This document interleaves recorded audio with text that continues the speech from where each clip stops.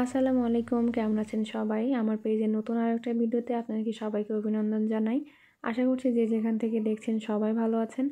আজকে আপনাদের সাথে আমি শেয়ার করব যে একসাথে অনেকগুলো কেকের যখন অর্ডার আসে তখন আমি কিভাবে ম্যানেজ করি। তাছাড়া আমার যদি একটা কেকেরও অর্ডার থাকে তাহলে আমি এই স্টেপগুলো ফলো করে কাজ করি। আর যে কোনো কাজে যদি স্টেপ বাই স্টেপ ফলো করে করা হয় তাহলে দেখবেন যে খুব দ্রুততার সাথে আর খুব সহজেই কাজটা কমপ্লিট করা যায়। আপনারা ভিডিওর শুরুতেই দেখেছেন যে আমি আমার পেজের নামের লোগোর স্টিকারটা কেক বোর্ডের উপরে বসিয়ে নিয়েছি। অনেকেই জানতে চান যে আমি এই স্টিকারগুলো কোথা থেকে করি। আমি মরিয়ম প্যাকেজিং এই পেজ থেকে রেগুলার আমার পেজের স্টিকারটা বানিয়ে নেই। আপনাদের সুবিধার্থে আমি এই পেজের নামটা কমেন্ট বক্সে মেনশন করে দিয়ে রাখবো, আপনারা চাইলে দেখে নিতে পারেন। তো ওই দিন আমার একসাথে দুইটা কেকের অর্ডার ছিল, একটা ভ্যানিলা আর একটা চকলেট ফ্লেভার কেক। যখনই অর্ডার আসে তখনই আমি সবার প্রথমে কেক বেসটাকে রেডি করে নিই।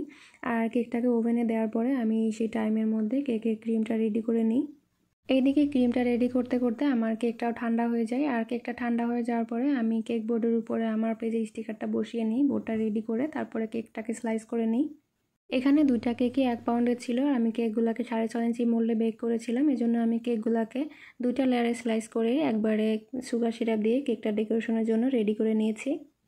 এরপরে আমি যে ক্রিমটা রেডি করে রেখেছিলাম সেখান থেকে অল্প একটু ক্রিম আলাদা করে নিয়ে তার সাথে চকলেট ইমালশন আর কিছুটা কোকো পাউডার মিক্স করে আমি এখানে একটা বেসিক চকলেট ক্রিম বানিয়ে নিচ্ছি। আর এই কেকটা যেহেতু ছিল একটা রেগুলার চকলেট কেক, সেজন্য আমি একটা বেসিক চকলেট ক্রিম ব্যবহার করেছি। এই চকলেট কেকটা কাস্টমাইজ অর্ডারে ছিল, শুধুমাত্র কেকের লেয়ারের মধ্যে চকলেট ক্রিম যাবে আর বাইরের ডিজাইনটা অন্যরকম হবে। এজন্য আমি কেকের লেয়ারের মধ্যে যতটুকু ক্রিম প্রয়োজন শুধুমাত্র ততটুকুই চকলেট ক্রিম বানিয়ে নিয়েছি। তারপরে কেকের লেয়ারের মধ্যে আমি ক্রিম লেয়ার করে নিয়েছি, তারপরে কেকটা দিয়ে সুন্দর করে আমি এখানে ক্রাম কোটিং করে নিয়েছি। আপনারা সবসময় চেষ্টা করবেন যে কেকের মধ্যে ক্রাম কোটিং করে নেওয়ার জন্য, তাহলে কেকের মধ্যে যে গুঁড়ি গুঁড়ি ভাব থাকে সেটা চলে যাবে আর কেকের ফিনিশিং আনতেও সুবিধা হবে। এখানে ক্রাম কোটিং করে নেওয়ার পরপরই আমি কেকটাকে ফাইনাল লুক দেওয়ার জন্য, ফিনিশিং দেওয়ার জন্য কেকটাকে রেডি করে নিচ্ছি।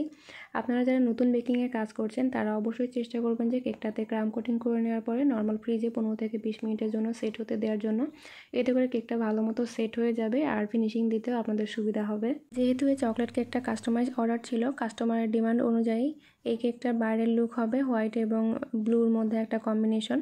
তো সেই জন্য আমি সবার প্রথমে হোয়াইট কালার ক্রিমটা দিয়ে কেকের ফিনিশিংটা দিয়ে নিচ্ছি।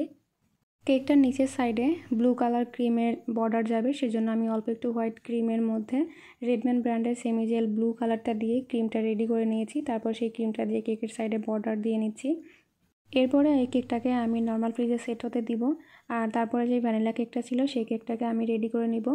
এখানে আমি চকলেট কেকটা যেভাবে ক্রাম কোটিং করে নিয়েছিলাম ঠিক সেইভাবে সেম প্রসেসটা ফলো করে মাঝে ক্রিম লেয়ার দিয়ে আমি কেকটাকে ক্রাম কোটিং করে নিয়েছিলাম। কাস্টমারের ডিমান্ড ছিল এই ভ্যানিলা কেকটাতে একবারে বেবি পিঙ্কের মধ্যে একটা শেড ইউজ করে কেকটার উপরে একটা ফ্লোরাল ডিজাইন হবে। আর ক্রিমের মধ্যে এই কালারটা আনার জন্য আমি হুইপিং ক্রিমের মধ্যে রেডম্যান ব্র্যান্ডের স্ট্রবেরি রেড কালারটা খুব সামান্য পরিমাণে ব্যবহার করছি। আমি এখানে 2 থেকে 3 ফোঁটা মতো ব্যবহার করেছি, তাতেই সুন্দর একটা বেবি পিঙ্ক কালার চলে এসেছে। এরপর কেকটাতে ফিনিশিং দেওয়ার পরে আমি প্যালেট নাইফটা দিয়ে কেকের উপরে জিগজ্যাগ প্যাটার্নে একটা ডিজাইন করে নিচ্ছি। আর সেমভাবে আমি কেকের সাইডেও ডিজাইনটা করে নিচ্ছি। যে কোনো কেকের উপরে প্যালেট নাইফ দিয়ে এই ধরনের ডিজাইন করলে কেকগুলো দেখতে খুবই এলিগেন্ট লাগে। আর এই কেকটার উপরে আমি বডিতে যেই কালার ক্রিমটা ব্যবহার করেছি সেম ক্রিমটা দিয়ে আমি কেকের উপরে কিছু চেরি ফুল করে নিব। আর এখানে এই চেরি ফুলগুলো করে নেওয়ার জন্য আমি 124 নাম্বার নজলটাকে ব্যবহার করেছি। কেকের উপরে কিছু চেরি তৈরি করে নিয়েছি, তারপরে কেকের সাইডে বোর্ডের উপর দিয়ে একটু চেরি করে নিয়েছি। তারপরে আমি সেম নজলটা দিয়েই হোয়াইট কালার ক্রিম দিয়ে কেকের উপরে আরও কিছু চেরি করে নিচ্ছি। এরপর কেকটার উপরে কিছু হোয়াইট কালার সুগার বল সরিয়ে দিয়ে তারপরে কেকের উপরে যে নোটটা লেখার কথা ছিল সেই নোটটা লিখে কেকটার ডেকোরেশন কমপ্লিট করেছি। এরপর চকলেট কেকটার উপরে কিছু ফন্ডেন্ট টপারের কাজ ছিল, সেজন্য আমি কেকটার ডেলিভারি টাইমের আধা ঘন্টা আগে কেকটার উপরে ফন্ডেন্ট টপারগুলোকে বসিয়ে সুগার বল সরিয়ে দিয়ে আমি কেকটাকে রেডি করে নিয়েছিলাম ডেলিভারির জন্য। এরপর কেকটাকে আমি প্যাকেজিং করে নিয়েছি। আর আজকের এই কেকগুলো ডেকোরেশন কেমন হলো, এই ভিডিওটা কেমন লাগলো অবশ্যই কিন্তু কমেন্ট করে জানাতে ভুলবেন না। আজকের মতো এখানে বিদায় নিচ্ছি। আপনারা সবাই ভালো থাকবেন। আল্লাহ হাফেজ।